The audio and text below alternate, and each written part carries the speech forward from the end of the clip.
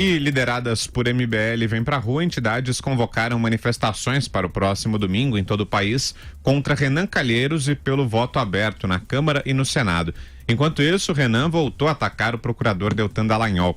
Ele afirmou no seu perfil no Twitter que vai entrar com uma representação no Conselho Nacional do Ministério Público contra o procurador da Lava Jato, que tem encabeçado em suas contas nas redes sociais um abaixo-assinado a favor do voto aberto.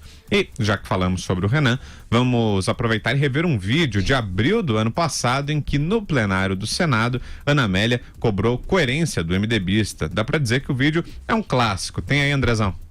Eu fico surpresa, senador Renan Calheiros, porque no dia 31 de agosto de 2016, sentado na cadeira que está o senador João Alberto, Vossa Excelência ao lado do presidente do Supremo Tribunal Federal, que aqui presidiu o impeachment, Ricardo Lewandowski, ardilosamente violentou a Constituição brasileira.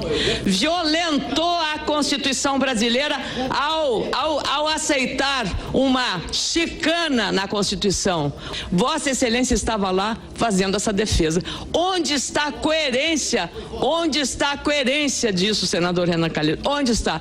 Jornalista eu sempre a respeitei muito. Mas não está me respeitando como colega agora que eu estou falando. Senador Amélia, você está com a palavra, senador. Não está. Não está me respeitando. Senador Renan, por gentileza, serenidade, senador Renan.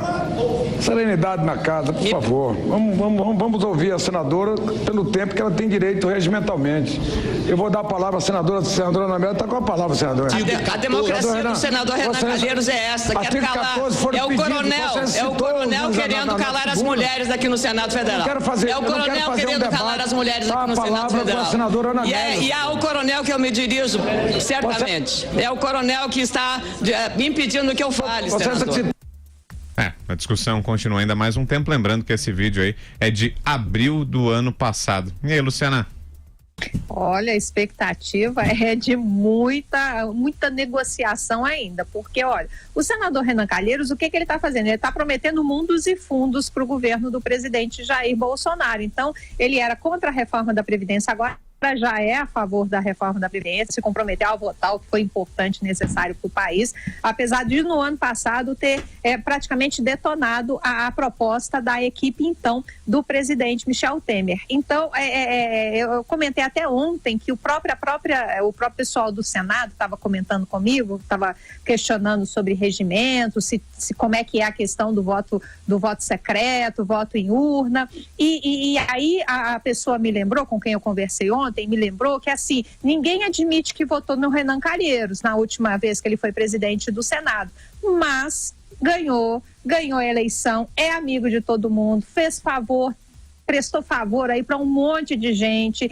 muitas vezes conseguiu cargos em governo para parlamentares. Isso o presidente Jair Bolsonaro disse que não vai fazer esse tipo de coisa, mais trocar cargo por apoio político, mas isso era muito comum e Renan Calheiros tinha esse trânsito com os presidentes da República. Então, é realmente uma situação complicada. O governo está em maus lençóis, porque é um nome bastante forte para a presidência do Senado. Agora, eu vou colocar um pouquinho de lenha na fogueira, porque eu vi um tweet essa semana da senadora Cátia Abreu, que ela falou que o procurador Deltan Dallagnol, ele esquece que a lista tríplice que é encaminhada para a Procuradoria-Geral da República para escolher Procurador-Geral da República, que é uma lista tríplice que é encaminhada ao presidente, a votação dos procuradores também é secreta. Então, ela diz que não vê problema na eleição da presidência do Senado ser secreta, como manda o regimento. E aí, Augusto? O que pode argumentar o Dallagnol é que eles não são representantes do povo, exatamente, né? Eles são admitidos por concurso, né? E não tem nenhum compromisso com o eleitorado. Mas eu sou a favor da transparência total. Eu acho que esse negócio de eleição, de voto secreto e tal, no país que eu idealizo, isso aí não existe, né? Cada um diz o que pensa e ponto final. Agora, a Luciana está descrevendo uma figura que o eleitor comum, ele não entende bem o Renan, falando, como é que pode? Eu próprio fico perplexo. Meu Deus do céu, um caso de polícia, prontuário ambulante. Agora, ele faz, bem lembrado, Luciana, favores que não são notícia de jornal. Por exemplo, é muito comum um senador ter uma reivindicação qualquer parada no executivo e vai ao Renan, de qualquer partido. E o Renan, como? Deixa comigo e tal, quando o presidente do Senado.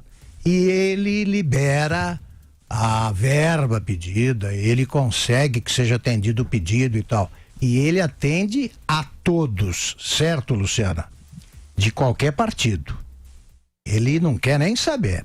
Além disso, ele tem os dossiês. Então, os senadores com o perfil da Ana Amélia são muito poucos. Imagine, não, seria uma maravilha ver a Ana Amélia presidindo um Senado e, infelizmente, ela está deixando o Senado porque disputou a vice-presidência na chapa do Alckmin. Agora, isso é que conta voto.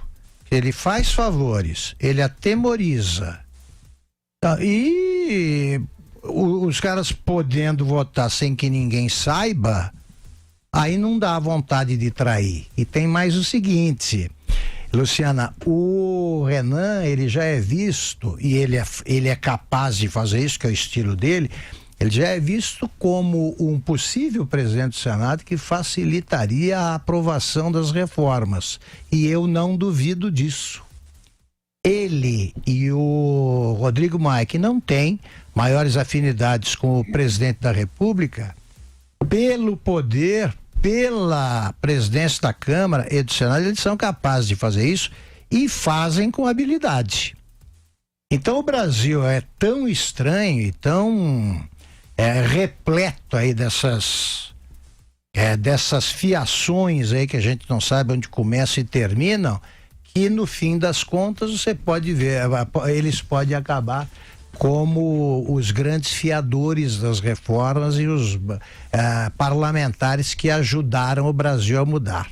E aí, sabe, Caio? a cafajestagem consegue milagres. O vídeo nos levou aí pro túnel do tempo, né? Sobre a questão do fatiamento, né? Do impeachment. Então, só para revivar a memória aí do ouvinte da PAN, aquela situação em que a Constituição previu a cassação do mandato, né? Do presidente da República e a perda dos direitos políticos.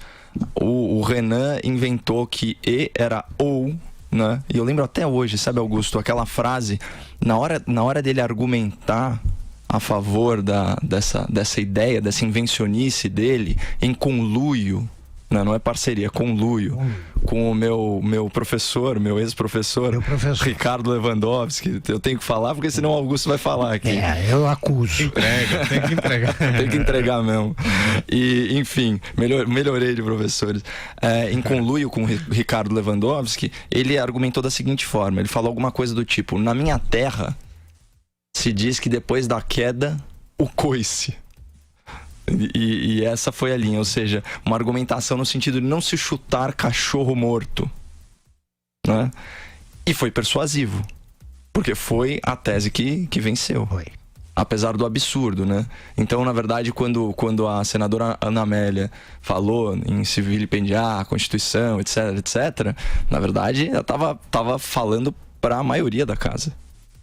Isso é um fato. A gente aqui já está dando a nossa pequena contribuição, já lançamos a hashtag e teve uma certa repercussão. Não. Então, se o ouvinte da PAN não quer ver Renan Calheiros, presidente do Senado, por favor, use a hashtag Não.